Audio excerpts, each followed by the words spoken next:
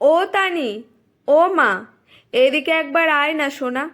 ও তানি, তানি। সিঁড়ির পাশে নিজের ঘর থেকে এক নাগাড়ে ডেকে চলেছে অশীতিপর বৃদ্ধা পরিবালা দেবী। তানি পরিবালা দেবীর বড় নাতি দেবপ্রিয়র মেয়ে। তানি ওরফে বছর দশকের তানিয়া তার খুড়তুতো বোন মুনিয়ার সঙ্গে একগাদা খেলনা মেলে খেলছিল। বড় মার ডাকে দৌড়ে গিয়ে বলে, ও বড় মা, আমায় তুমি ডাকছিলে? হ্যাঁ সোনা মা। তোমার দুই ঠাকুমা, মা কাকিমা কি করছে গো? তারা কোথায় আছে? একবার তাড়াতাড়ি দেখে এসো তো। একটু পরে তানিয়া এসে খবর দেয়, আমার ঠাকুমা দোতলায় আছে, ছোট ঠাম্মি, মা আর কাকিমা রান্নাঘরে আছে। আজ রবিবার, মাটন রান্না হবে, কাকিমা রাঁধবে। এখন সবাই গল্প করছে। এরপর তানিকে কোলের কাছে ডেকে এনে ফিসফিস করে পরিবালা বলে, যা না তানিমা, তাড়াতাড়ি তোদের ফ্রিজ খুলে দুটা রসগোল্লা এনে দে। কাল তোর দাদু নিয়ে এসে রেখেছে, আমি দেখেছি। যা, এনে দে দুটা, এই সময় টপ করে খেয়ে নি। তোমার বুঝি খুব খিদে পেয়েছে বড় মা? মাকে বলবো তোমাকে খেতে দিতে? তাড়াতাড়ি তানির হাতটা ধরে পরিবালা। না না, কাউকে কিছু বলতে হবে না। তুই দুটা রসগোল্লা হাতে নিয়ে টপ করে এ ঘরে চলে আয়। আর খবরদার, এই কথাটা কাউকে বলিসনি। বড় মার কথা মতো তানি ডাইনিং রুম থেকে ফ্রিজ খুলে বড় বড় দুটো রাজভোগ এনে বড় মার হাতে দেয়। এই নাও বড় মা, খাও। রাজভোগ দুটো পেয়ে খুশিতে উজ্জ্বল হয়ে ওঠে পরিবালার ফোকলা মুখটা। তাড়াতাড়ি একটা রাজভোগ মুখে পুরে নিয়ে আহ্লাদে চোখ বোঝে সে। আহ, কি স্বর্গীয় স্বাদ! একটু যেন ঠান্ডা ঠান্ডা। তা হোক, ঠান্ডা রাজভোগ তো। ফোকলা মুখে ছানার দলাটা নিয়ে একবার এপাশ একবার ওপাশ করে সে। ইস, কতদিন যে মিষ্টি খাইনি, যেন মনে হচ্ছে এক যুগ বাদে মিষ্টির স্বাদ পেলাম। একটা শেষ করে আরেকটা রাজভোগ নিয়ে চুষতে থাকে পরিবালা। চুষে চুষে মিষ্টির ভেতরের রসটা গ্রহণ করে। এই লুকিয়ে মিষ্টি খেতে গিয়ে কত পুরনো কথা মনে পড়ে তার। যৌথ পরিবারের অনেক লোকের মাঝেও তার স্বামী ঠিক তার জন্য লুকিয়ে চুরিয়ে মিষ্টি নিয়ে আসতো, আর সেও টপাটপ করে সবার নজর বাঁচিয়ে মিষ্টি মুখে চালান করে দিত। এসব ভেবেই ফিক ফিক করে হেসে ফেলে পরিবালা। তারপর আবার বিষণ্ণ মনে ডাক্তারবাবুকে গাল দেয়। মুখ পোড়া ডাক্তার, সব খাওয়া বন্ধ করে দিয়েছে। তেলে ভাজা বারণ, ঝাল খাওয়া বারণ, সিঙাড়া বারণ, টক জাতীয় খাবার খাওয়া বারণ। সব খাও সেদ্ধ সেদ্ধ, নুন ঝাল তেলবিহীন টেলটেলে সবজির ঝোল। বমি পায়। একে তো বিধবা হওয়ার পর থেকে মাছ মাংস সব খাওয়া উঠে গেছে, এখন বসে বসে শুধু গন্ধ নেওয়া হয়। শেষে আবার সুগার নাকি রোগের কথা বলে মুখ পড়া বদমাইশ ডাক্তার মিষ্টি খাওয়াটাও বন্ধ করে দিল। এর থেকে জিভটা কেটে ফেলে দিলে ভালো হতো। বলি, এই বুড়ো বয়সে ছোট্ট বাচ্চাকে দিয়ে মিষ্টি চুরি করিয়ে লুকিয়ে লুকিয়ে খেতে লজ্জা করে না? বড় বৌমা সর্বাণীর বাঁচখাই গলার আওয়াজে চমকে উঠে পরিবালা। ইস, যা ভয় করেছিলাম তাই হলো, বড় বউয়ের নজরে পড়ে গেল। সর্বাণী তখনও চেঁচিয়ে যাচ্ছে, ছি ছি ছি, তিনকাল গিয়ে এককালে ঠেকেছে, পরপারে যাওয়ার সময় ঘনিয়ে এসেছে, এখনও এত নোলা! বলিহারি যায়, কি লোভ! তার চিৎকারে কিচেন থেকে সবাই ছুটে এলো। কি হয়েছে দিদি, এত চিৎকার করছো কেন? পরিবালার ছোট বৌমা কমলা জিজ্ঞাসা করে। দেখ না ছোট, সিঁড়ি থেকে নামতে নামতে দেখি তানি ফ্রিজ খুলে দুটো রাজভোগ নিয়ে এ ঘরে এসে বুড়ির হাতে দিল। ছোট্ট বাচ্চা তানিকে দিয়ে মিষ্টি চুরি করিয়েছে বুড়ি। আমাদের আর কত জ্বালাবে বলতে পারিস? এরপর পেট খুলে পায়খানা আরম্ভ হলে আরও কত ভোগান্তি হবে কে জানে। পরিবালার বড় নাত বউ রিনা তখন তার মেয়ে তানিকে ডেকে তার গালে ঠাস করে একটা চড় মেরে বলে, বল, কেন ফ্রিজ খুলে মিষ্টি এনে বুড়ির হাতে দিয়েছিস? কাঁদতে কাঁদতে তানি বলে, বড় মার যে খুব খিদে পেয়েছিল মা, মিষ্টি খেতে চেয়েছিল, তাই তো দিলাম। শশব্যস্ত হয়ে পরিবালা বলে, আহা, মেয়েটাকে আর মারিস না নাত বউ, ঘাট হয়েছে আমার। আর আমি মিষ্টি খুঁজব না, ওকে আর মারিস না নাত বউ। এই বুড়িকে নিয়ে আমাদের অনেক কষ্ট আছে কপালে। দিন দিন এর লোভ বেড়েই চলেছে। আজ আসুক এর ছেলেরা, তাদেরকে ভালো করে বলতে হবে। ছোট বৌমা কমলা বলে। অভিমানে চোখে জল আসে পরিবালার। বৃদ্ধ কঠোরাগত দু চোখ দিয়ে জলের বন্যা নামে। এই তো সংসার, এই তো সংসারের নিয়ম। একদিন এই সংসারের সর্বময় কর্ত্রী ছিল সে। দুই পুত্র বিমান ও বিকাশ, দুই বৌমা শর্মাণী ও কমলাকে নিয়ে ভরন্ত সংসার।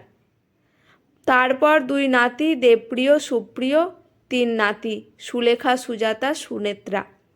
এদেরকে বুকে করে কোলে পিঠে করে মানুষ করেছে সে। এরপর একদিন কর্তা গত হলেন। তারপর থেকেই সংসারের গুরুত্ব কমতে লাগলো তার। সংসারের কৃতিত্ব তার দুই বৌমার হাতে চলে গেল। ধীরে ধীরে সব নাতি নাতনিদের বিয়ে হয়ে গেল। তাদের সন্তানরা পৃথিবীতে এলো, আর পাল্লা দিয়ে বয়স বেড়ে চলল পরিবালার। এখন সংসারে সে ব্রাত্য, ডাকনাম বুড়ি। পরিবারের সবাই এখন তাকে তুচ্ছ তাচ্ছিল্য করে, মনে মনে তার মৃত্যু কামনা করে। কেন শুধু শুধু বাইরের মেয়েদের অর্থাৎ নিজের বৌমাদের নাত বউদের দোষ দেওয়া? আজকাল নিজের পেটের ছেলেরাই তার ওপর ভীষণ বিরক্ত হয়। বৃদ্ধ বয়সে যখন তখন পায়খানা আরম্ভ হলে বিমান আর বিকাশ প্রচণ্ড রাগারাগি করে। নিজের নিজের বউকে ডেকে বলে, মাকে কেন বেশি বেশি করে খেতে দাও, একদম উল্টোপাল্টা কিছু দিও না, ডাক্তারের পরামর্শ মতো খেতে দেবে, মায়ের খাওয়া কন্ট্রোল করো। আজকাল তো খাবার দেখে গা গুলায় তার। সকালে বড় নাত বউ চিনি ছাড়া একটা ডালিয়া সিদ্ধ দিয়ে যায়। তারপর দুপুরে ভাত ডাল সেদ্ধ সবজির ঝোল, পেঁপে সেদ্ধ, আর রাত্রে দুটো রুটি ও সবজি সেদ্ধ। এই তো খাবার। সকাল বিকেল এখন চা দিতে ভুলে যায় নাত বউরা, অথচ নিজেরা সব কত ভালো মন্দ খায়। এই আজ যেমন মাংস কষার গন্ধে প্রাণটা আনচান করে তার, সাথে ইলিশ ভাজার গন্ধে পেটের খিদেটাকে দ্বিগুণ বাড়িয়ে দেয়। মনে মনে ভাবে, ইলিশ, আহা, কত যুগ যেন খায়নি। কিন্তু তার হাজারো অনুনয় বিনয়েও কেউ তার পাতে একটু ভালো মন্দ তুলে দেয় না। নিজের বিছানায় শুয়ে শুয়ে ভাবে পরিবালা, আর কটা দিনই বা বাঁচব। এখন কত কিছু খেতে ইচ্ছে করে, কিন্তু খেতে পাই কোথা? কেউ আমাকে বোঝে না। তারপর প্রচণ্ড রাগে ফুঁসে ওঠে, আমারই ঘর, আমার স্বামীর ব্যবসা, আমার সংসার, আর আমাকেই খেতে না দিয়ে রেখেছিস তোরা। মাংস খাচ্ছিস, মাছ খাচ্ছিস, মিষ্টি খাচ্ছিস, আর মায়ের কথা মনে পড়ে না? দুপুরে বড় নাত বউ খাবারের থালাটা টেবিলে ঠক করে নামিয়ে বলে, ঠাকুমা তোমার খাবার দিয়ে গেলাম, খেয়ে নিও। প্রবল আক্রোশে বিছানা থেকে উঠে খাবারের থালাটা ছুঁড়ে ফেলে দেয় পরিবালা। খাবো না আমি, যা নিয়ে যা, সব আমার সামনে থেকে নিয়ে যা। আমি না খেয়ে মরবো, তবুও কিচ্ছু খাবো না। সর্বাণী চিৎকার করে স্বামী বিমানকে বলে, দেখো দেখো, তোমার মায়ের তেজটা দেখো, ভাত ডাল সব কেমন ছুঁড়ে ফেললো দেখো। এবার কে পরিষ্কার করবে এসব? আমি পারবো না, তোমরা দুই ভাই যা পারো করো। খাবার টেবিলে দেবপ্রিয় সুপ্রিয় দু ভাই আলোচনা করে, এই বুড়িকে নিয়ে হয়েছে যত জ্বালা। প্রতিদিন রাত্রে আমাকে তোর বৌদির গঞ্জনা শুনতে হয়।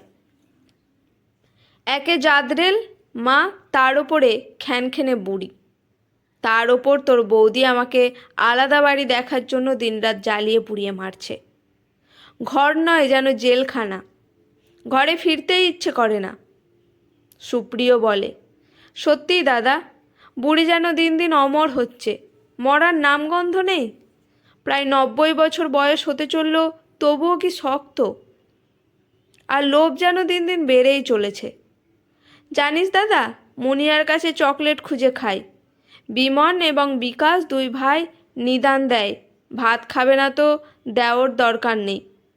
ওর যখন খিদে পাবে, যখন তোমাদের কাছে যাবে খাবার খুঁজবে, তখন মাকে খেতে দেবে, নচেত দিও না। দেখো না কি করে। নিজের আত্মজদের কথা শুনে পাশ ফিরে শুয়ে পড়ে পরিবালা। হায় রে সংসার! আগে মাংস রান্না করতে বসলে কড়াই কাছেই বসে থাকতো বিমান বিকাশ দুই ভাই। মাংস কষার পর থেকেই খেতে আরম্ভ করতো তারা। তারপর আবার ভাতের সঙ্গে এক বাটি মাংসের ঝোল। ছেলেদের স্বামীকে পরিতৃপ্তি সহকারে খাওয়াতো পরিবালা। শেষে নিজের জন্য হয়তো গলার এক টুকরো হাড় ছেলেদের পাতের মাংসের ছাল, আলু ও ঝোল পড়ে থাকতো, তাই গুটিয়ে পাটিয়ে খেয়ে নিত সে। আর আজ ছেলেরাই বলছে মাকে খেতে দিও না। অভিমানের চুপ করে শুয়ে থাকে সে। সন্ধেতে পেটের ভেতরটা তীব্রভাবে মুচড়াতে থাকে। খিদের জ্বালা সহ্য হয় না। বসে বসে ভাবে পরিবালা, হয়তো রাত্রে রুটি তরকারি দিয়ে যাবে ছোট বউ। কিন্তু কোথায় কি? একে একে সবার খাওয়া হয়। রান্নাঘরের লাইট নিভে যায়। সবাই যে যার ঘরে শুয়ে পড়ে। নিঝুম রাতে ঢকঢক করে এক গ্লাস জল খেয়ে আবার বিছানায় শুয়ে পড়ে সে। আজ ঘুমিয়ে ঘুমিয়ে অতীতের কোনো সুখ স্বপ্ন যে দেখবে তার উপায় নেই। খিদের জ্বালায় দু চোখে ঘুমিয়ে আসতে চায় না। তো স্বপ্ন আসবে কোথা থেকে? 6 মাস পর আজ প্রখ্যাত কাপড়ের ব্যবসায়ী বিমান চৌধুরী ও বিকাশ চৌধুরীর মায়ের শ্রাদ্ধের মৎস্যমুখের অনুষ্ঠান। এজন্য শহরের নামই একটা লজ ভাড়া নিয়েছে তারা। পরিবালা দেবীর ফোকলা মুখের বিশাল বড় ছবিতে রজনীগন্ধার মালা পরানো। শ্রাদ্ধের মেনুতে 3-4 রকম মাছের আইটেম আছে। এই ফিশ কবিরাজি, ইলিশ পাতুরি, রুই পোস্ত, চিলি ফিশ ইত্যাদি। তাছাড়া এই শীতকালের মেনুতে ইঁচড় চিংড়ি রেখেও সবাইকে তাক লাগিয়ে দিয়েছে তারা। সাথে গলদা চিংড়ির মালাইকারিও ছিল। মিষ্টিতে সন্দেশ, রাজভোগ ছাড়াও বড় বড় সাইজের গোলাপ জামও ছিল। পুরো শহর জুড়ে নেমন্তন্ন ছিল তাদের। নেমন্ত্রিত অতিথি ছিল প্রায় 5,000 জন। তাই আয়োজনের কোনো ত্রুটি রাখেনি চৌধুরী টেক্সটাইলের মালিকরা। প্রত্যেকটা খাবার আইটেম সবাইকে যাচাই দেওয়ার ব্যবস্থা ছিল। বেশ কিছুদিন শহরে আলোচনার বিষয়বস্তু এটাই ছিল। না, দেখালো বটে চৌধুরীরা, মায়ের প্রতি সন্তানের এত ভালোবাসা। এত বড় শ্রাদ্ধানুষ্ঠান কেউ কখনো করেনি। সত্যি সব কিছু দেখবার মতোই ছিল। গর্বে বুকটা ফুলে ওঠে পরিবালার পুত্র পুত্রবধূদের এবং নাতি নাত বউদের। কিন্তু শ্রাদ্ধের এত বড় মহতী অনুষ্ঠানে পরিবালা দেবীর কপালে জুটল সেই বড় ছেলের হাতে চটকানো সেদ্ধ ভাত, আলু সেদ্ধ, ঘি ও তিল। ছবির ভেতর থেকেই বমি বেরিয়ে আসতে চায় পরিবালা দেবীর। ছি, এটা একটা খাবার? কেউ খায়? হায় রে মানব জীবন! এখানে রক্ত মাংসের মানুষের চেয়ে কতগুলো লোকাচার বড় হয়। শ্রাদ্ধের মতো শোকের অনুষ্ঠানে লোক কবজি ডুবিয়ে ভুরিভোজ খাওয়ায় আর বাকিরা খায়। লোকাচার চলতেই থাকে।